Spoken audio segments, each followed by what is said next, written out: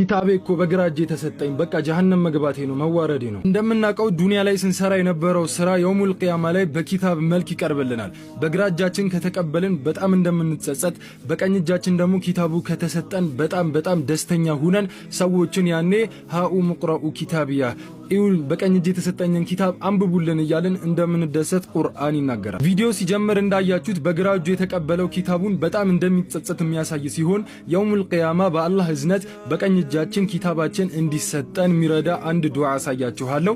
ይህን ቪዲዮ ሴቭ አድርጉት፣ እንዲሁም ዱዓውን ስክሪንሻት አድርጉት። አብራችሁኝ ይበሉ። ወደ ዱዓው ከመሄዳችን በፊት ይህን ቪዲዮ ሼር በማድረግ ሁሉንም ሙስሊም መጥቀም ትችላላችሁ። አብራችሁኝ ይበሉ። አላሁመ አቲኒ ኪታቢ ቢየሚኒ። አላህ ሆይ የውሙል ቂያማ ኪታቤን የሥራ መዝገቤን በቀኝ እጄ መቀበል አድርገኝ ማለት ነው። ኢንሻአላህ ጀነት ውስጥ እንገናኛለን። ወሰላሙ አለይኩም ወራህመቱላሂ ወበረካቱሁ።